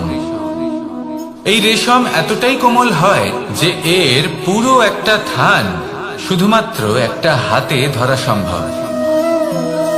কখনো ভেবে দেখেছেন এই রেশম কিভাবে হয়? একটি কীট তার লালার দ্বারা উৎপন্ন হয়। এই কীট সেই রেশমকে পাক দিতে থাকে, পাক দিতেই থাকে আর আস্তে আস্তে তার মধ্যেই জড়িয়ে পড়ে। শেষে ওর এই সুন্দর অমূল্য সৃষ্টি রেশমের এই সুতো তার নির্মাণ কার্য পূর্ণ হয়, কিন্তু তাতেই ও নিজে বন্দী হয়ে যায়। নিজেরই মায়াজালের এই বন্দী গৃহে নিজেই ফেঁসে যায়। এবার এই সুতোকে ব্যবহারযোগ্য করে তোলার জন্য এই কীটগুলিকে এই কবচের সাথেই ফুটন্ত জলে ফেলে দেওয়া হয়। এই সংসারে যদি আমাদের স্বপ্ন এই সংসারের দুঃখ হরণ করার জন্য, এই সংসারে সুখ বিতরণ করার জন্য হয়, তবেই আমাদের প্রগতি সম্ভব।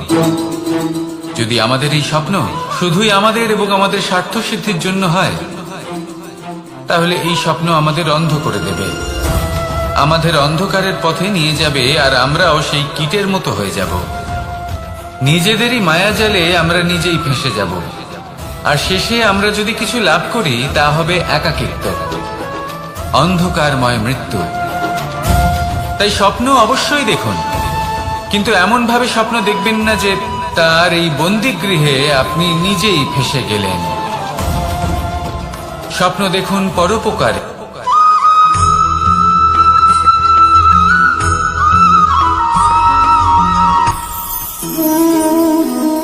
শক্তি এক অত্যন্ত বিচিত্র বস্তু, বা বলতে পারেন অনুভূতি।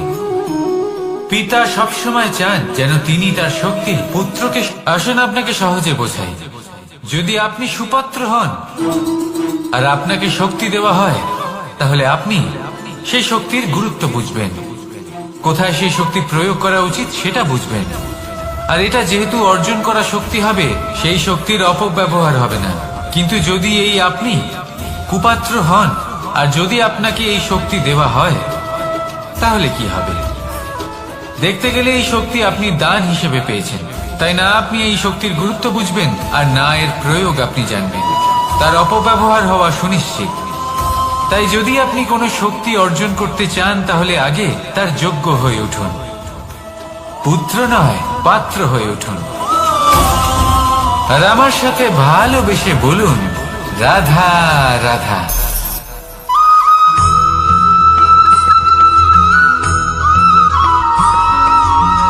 এই সংসারে প্রত্যেক মানুষ এটাই চান যে তিনি যেন ধনবান হন, আর্থিক অবস্থা তার ভালো থাকে, ওনার বাড়িতে লক্ষ্মীর আগমন হয়। কিন্তু সেটা হবে কি করে, সেটাই হলো প্রশ্ন। কেউ বলেন যে যদি পরিশ্রম করো তাহলে ধন অর্জন সম্ভব, কেউ বলেন যে যদি বিদ্যা লাভ হয় তবেই ধন অর্জন সম্ভব, কেউ বলেন যে যদি বলশালী হও তবেই সম্পন্ন থাকবে। ভালো কথা, যদি তাই হয়ে থাকে, তবে দিনমজুর সারা দিন পরিশ্রম করেন, তিনি কেন ধনী হন না? অনেকজন বিদ্বান মানুষ আছেন এই সংসারে, তারা কেন ধনবান হন না? অনেক সংখ্যক বলশালী ব্যক্তি আছেন, তাদের কাছে ধন নেই কেন? তাদের কেন ধনের অভাব হয়? আবার এমনও কিছু মানুষ আছেন যারা পরিশ্রম করেন, তারা দিনমজুর, কিন্তু তারা ধন অর্জন করতে পারেন। কিছু বিদ্বান ব্যক্তি আছেন যাদের কাছে অধিক মাত্রায় ধন রয়েছে। কয়েকজন বলশালী ব্যক্তি রয়েছেন যাদের কাছে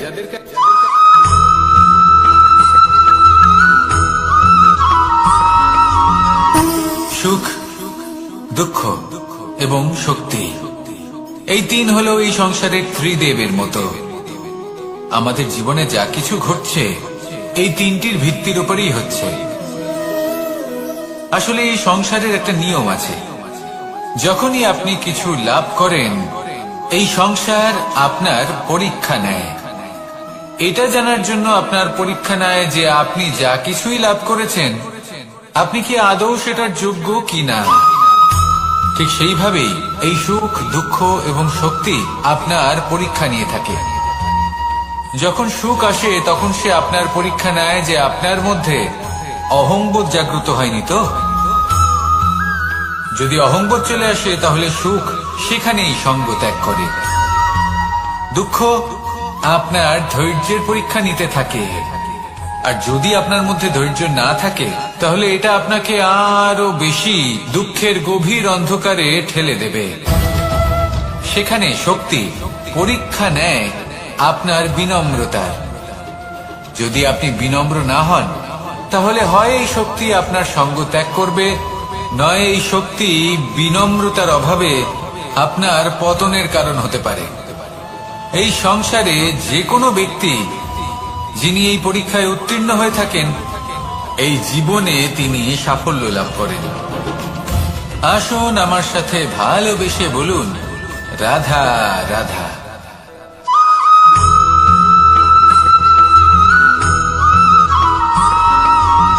পঞ্চতত্ত্বের মধ্যে দ্বিতীয় তত্ত্ব হল ধরণী, ভূমি, যাকে আমরা ধরণী মাতা বলি। এই ধরণী ধৈর্য ধারণ করে, আর এর ওপরেই আমাদের সমগ্র সংসার নির্ভরশীল। কারণ এই ভূমি সহ্য ক্ষমতা রাখে, এর সহ্য ক্ষমতা হলো অপরিসীম। সন্তান যতই আঘাত প্রদান করুক না কেন, প্রেম পূর্বক সহ্য করে, আর তার বদলে অমূল্য রত্ন প্রদান করে। সন্তান যদি হাল চালায় তাহলে তার বদলে তাকে অন্ন প্রদান করে। এটাই হলো ধরণী। এবার এর থেকে আমরা কি শিক্ষা পেতে পারি? এটাই যে কারোর জন্য কিছু করা বা কাউকে কিছু দেওয়া মনে কোনো কামনা ছাড়াই। আর এই কথাটা বুঝে যান, যদি কারোর জন্য কামনা না রেখে বা কোনো পাওয়ার আশা না রেখে কারোর জন্য কিছু করেন বা কারোকে কিছু দেন, যদি এটা আপনি শিখতে পারেন তবে আপনি ভালোবাসতে শিখে গেছেন। আর সেই জন্যই এই ধরিত্রীকে মাতা বলা হয়। কারণ মাতা শুধু উনি নন যিনি গর্ভে সন্তানকে ধারণ করেন, মাতা তো উনিও যিনি জীবন বাঁচতে শেখান, যিনি জীবন বাঁচার উদাহরণ প্রদান করেন। তাহলে ধরণীর থেকে এই নিঃস্বার্থ ভাব শিখুন, নিঃস্বার্থ ভালোবাসা শিখুন, আর এই ভালোবাসার সাথেই বলুন, রাধা রাধা।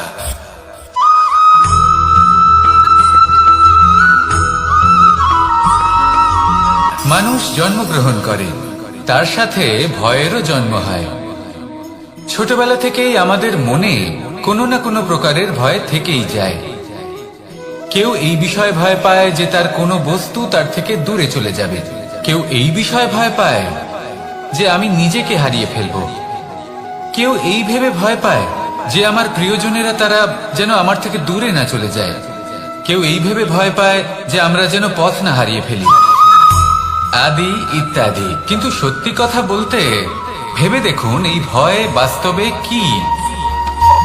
শুধুই একটা মনস্থিতি, আর কিছুই নয়। যা কিছু আপনি জীবনে পেয়েছেন তা একদিন আপনাকে হারাতে হবে। এই জীবন হলো আপনারই, কিন্তু তাও একদিন সমাপ্ত হবে। তাই ভয় পেয়ে কি লাভ? এই ভয় শুধু আপনাকে জীবন যাপন করা থেকে বাধা দিচ্ছে, আর কিচ্ছু নয়। পথ হারিয়ে ফেললেই বুঝতে পারবেন যে নতুন পথ কিভাবে বানাতে হয়। কিছু মানুষকে জীবন থেকে হারালে তবেই আপনি বুঝবেন যে আপনার আপনজনকে। এই ভয়ের কারণে ভীত হয়ে থাকবেন না। এই তারা নক্ষত্র অন্ধকারের অভাবে গুরুত্ব হারায়। শিবকেও মহাদেব হওয়ার জন্য বিষপান করতে হয়েছিল। প্রত্যেক পরিস্থিতি, প্রত্যেক সাফল্য আপনার পরীক্ষা নেবে, তাতে উত্তীর্ণ হওয়া হলো আপনার কর্ম। যখনই আপনি ভয় পাবেন বা সংকটের সম্মুখীন হবেন, তখন সাহসের সাথে তার সম্মুখীন হন। মনে রাখবেন, যে সম্মুখীন হতে জানে সাফল্য তার সাথে সবসময় থাকে। আসুন আর আমার সাথে ভালোবেসে বলুন, রাধা রাধা।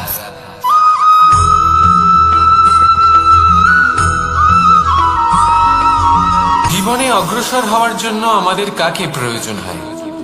মাতা পিতা, বন্ধু, প্রেম, সাহায্য, অর্থ, পরিশ্রম, আশা।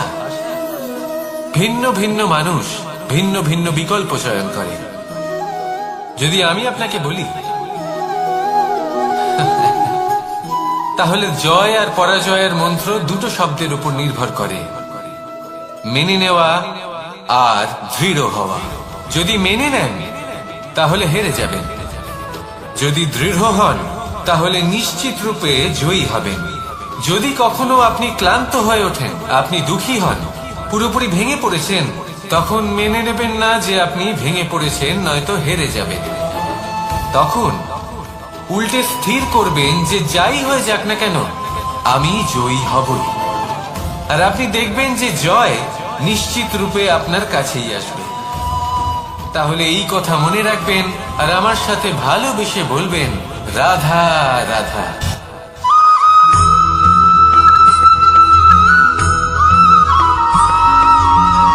এই সংসারে কোনো বস্তু হোক বা ব্যক্তি হোক, তার একার গুরুত্ব কিন্তু খুব বেশি নয়। একটা উদাহরণ হিসেবে বৃষ্টির ফোঁটাকে ভেবে দেখুন। যদি একটি বৃষ্টির ফোঁটা হয় তাহলে তার খুব বেশি গুরুত্ব থাকে না, কিন্তু যখন সহস্র বৃষ্টির ফোঁটা মেঘের মধ্যে দিয়ে ঝরে পড়ে তখন সেটা বর্ষার রূপ ধারণ করে। সেই বর্ষা যা এই প্রকৃতিকে শান্ত করে। সেইভাবেই পাথরের ছোট টুকরো তার খুব বেশি গুরুত্ব থাকে না, কিন্তু যখন অসংখ্য পাথরের টুকরো একত্রিত হয় তখন তা পর্বতের আকার ধারণ করে।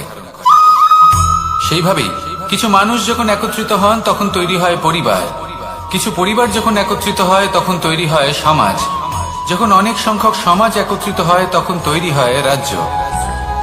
এবার এই রাজ্যের সব থেকে গুরুত্বপূর্ণ ব্যক্তি হতে পারেন রাজা, কিন্তু তাও সেই রাজা একা কিছু করতে পারেন না। যুদ্ধ লড়ার সময় তারও নিজের সৈন্যদলকে প্রয়োজন পড়ে। কিন্তু এই সংসারে এমন একজন ব্যক্তি আছেন যিনি একাই সব কাজ করতে থাকেন, এবং সেই ব্যক্তি হলেন মা। আমাদের জীবনে একজন পিতার ভূমিকা কিন্তু নিঃসন্দেহে অমূল্য, কিন্তু আমাদের সকলের জীবনে যে ভূমিকা একজন মায়ের তা অন্য কারোর থাকে না। একজন মা একাই সন্তানকে বড় করতে পারেন, সংস্কারী করে তুলতে পারেন, তার জন্য পরিশ্রম করেন। আর এত কিছু কাজ করার পরেও তার কাজের জন্য তিনি প্রশংসা অবশ্য পান না। উল্টে যদি সেই সন্তান অনুচিত পথে চালিত হয়, অনুচিত কর্ম করে, তখন সেই মাকেই অপবাদের পাত্র হয়ে উঠতে হয়। আমাদের জীবনে মায়ের যোগদান কতটা সেটা বুঝুন। আপনাকে বড় করে তোলার জন্য উনি কতটা পরিশ্রম করেছেন সেটা বুঝুন। আজ থেকে, এখন থেকে, এই মুহূর্ত থেকে মাকে সম্মান করতে শিখুন। যখন সময় পাবেন, যখন সুযোগ হবে, তখন তার প্রশংসা করুন, ওনারও ভালো লাগবে। আর মায়ের এই মমতার জন্য, তার এই ভূমিকার জন্য আসুন সবাই মিলে আমরা তাকে প্রণাম করি, আর সকলে মিলে ভালোবেসে বলি, রাধা রাধা।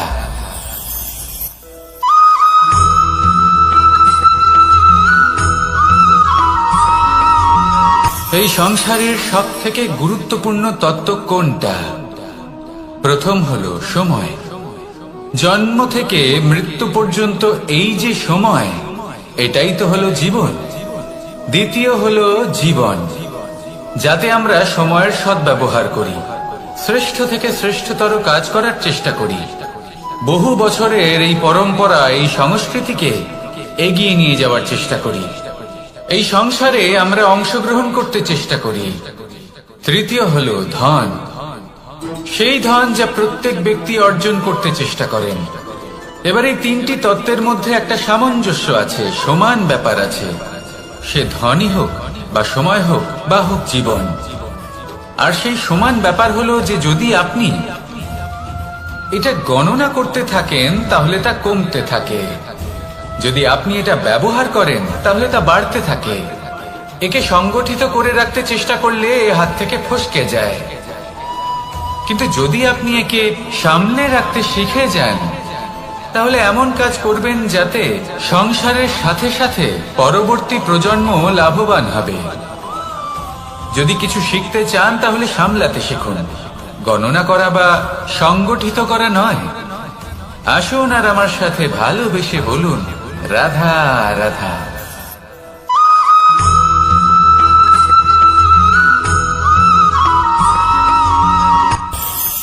এই সংসারে আমরা প্রকাশ কোথা থেকে পাই? এর উত্তর বড়ই সরল। ভোরে যখন সূর্যোদয় হয় তখন প্রকাশের কিরণ আমাদের ঘরে এসে পৌঁছয়। এইভাবেই আমরা প্রকাশ লাভ করি। এবার এই প্রকাশের আলোতেই আমরা সারাদিনের কাজ সম্পন্ন করি। সন্ধে হয়ে যায়, সূর্যাস্তও হয়ে যায়, আর আমাদের ঘর যাতে অন্ধকার না হয় তার জন্য আমরা একটা প্রদীপ প্রজ্বলিত করি। এটাই ঘটে আমাদের জীবনেও। এবার প্রবাহমান আয়ুর সাথে আমরা আমাদের অন্তরে যদি একটা প্রদীপ প্রজ্বলিত করে নিই তাহলে বিষয়টাই অন্যরকম হবে। এবার আপনি বলবেন কোন প্রকাশের কথা বলছি যে আমাদের অন্তরে জাগ্রত করা সম্ভব? আমাদের আত্মার মাঝে প্রেমের প্রকাশ জাগ্রত করার কথা বলছি। কারণ আমাদের এই জীবন এও হলো দিনের আলোর মতো। আজ প্রকাশ আছে, কিন্তু কোনোদিন অবশ্যই অস্ত হবে। কিন্তু অস্ত হবার আগে যদি আমরা আমাদের আত্মার মাঝে প্রেমের এই প্রকাশ উজ্জ্বলিত করে নিই তাহলে আমাদের সন্ধ্যাকালও আমরা আনন্দে এবং প্রেমে যাপন করব। তাহলে আসুন আর আমার সাথে ভালোবেসে বলুন, রাধা রাধা।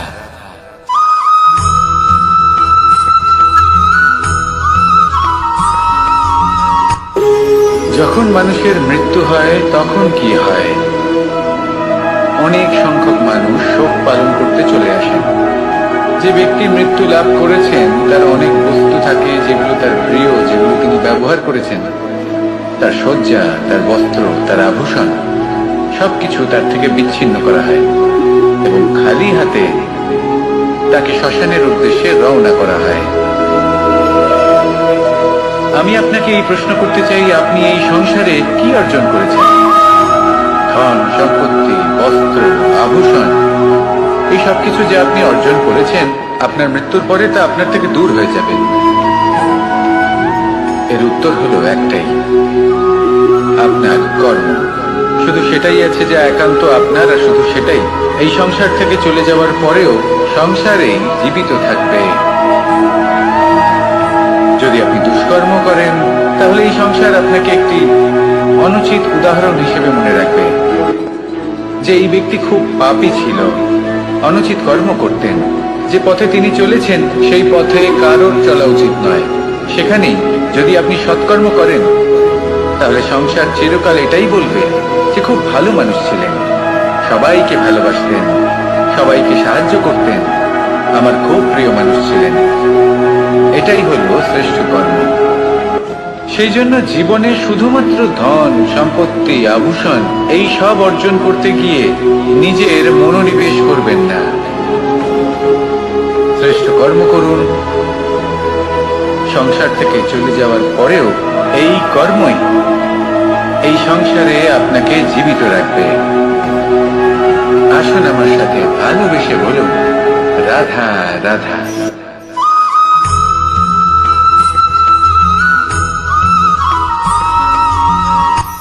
এই সংসারে সাফল্য লাভ করার জন্য জ্ঞানের প্রয়োজন হয়, পরিশ্রমের প্রয়োজন হয়, দৃঢ় নিষ্ঠার প্রয়োজন হয়, নিরন্তর চেষ্টা করা প্রয়োজনীয়।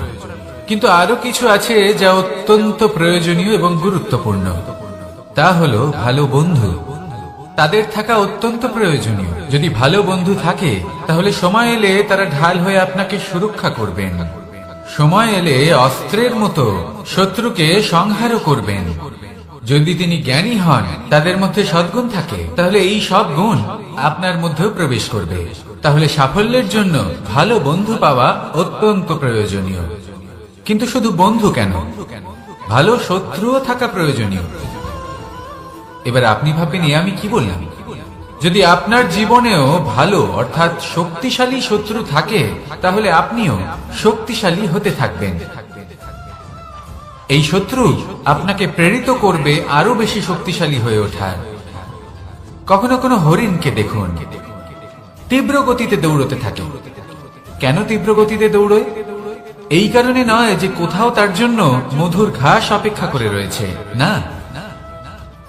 সে এই কারণে তীব্র গতিতে দৌড়য় কারণ সেটা না করলে তার পেছনে একটি সিংহ আছে যে ওকে নিজের ভোজন করে ফেলবে। তাই জীবনে বিপদ, সংকট এই সবকিছুও হলো অত্যন্ত গুরুত্বপূর্ণ। তার সম্মুখীন হতে শিখুন আর আমার সাথে ভালোবেসে বলুন, রাধা রাধা।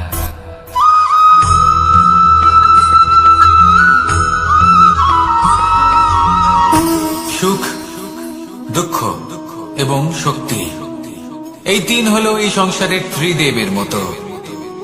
আমাদের জীবনে যা কিছু ঘটছে এই তিনটির ভিত্তির উপরেই হচ্ছে। আসলে এই সংসারের একটা নিয়ম আছে, যখনই আপনি কিছু লাভ করেন এই সংসার আপনার পরীক্ষা নেয়। এটা জানার জন্য আপনার পরীক্ষা নেয় যে আপনি যা কিছুই লাভ করেছেন আপনি কি আদৌ সেটার যোগ্য কিনা। ঠিক সেইভাবেই এই সুখ, দুঃখ এবং শক্তি আপনার পরীক্ষা নিয়ে থাকে। যখন সুখ আসে তখন সে আপনার পরীক্ষা নেয় যে আপনার মধ্যে অহংবোধ জাগ্রত হয়নি তো। যদি অহংবোধ চলে আসে তাহলে সুখ সেখানেই সঙ্গ ত্যাগ করে। দুঃখ আপনার ধৈর্যের পরীক্ষা নিতে থাকে, আর যদি আপনার মধ্যে ধৈর্য না থাকে তাহলে এটা আপনাকে আরো বেশি দুঃখের গভীর অন্ধকারে ঠেলে দেবে। সেখানে শক্তি পরীক্ষা নেয় আপনার বিনম্রতার। যদি আপনি বিনম্র না হন তাহলে হয় এই শক্তি আপনার সঙ্গ ত্যাগ করবে, নয় এই শক্তি বিনম্রতার অভাবে আপনার পতনের কারণ হতে পারে। এই সংসারে যে কোনো ব্যক্তি যিনি এই পরীক্ষায় উত্তীর্ণ হয়ে থাকেন এই জীবনে তিনি সাফল্য লাভ করেন। আসুন আমার সাথে ভালোবেসে বলুন, রাধা রাধা।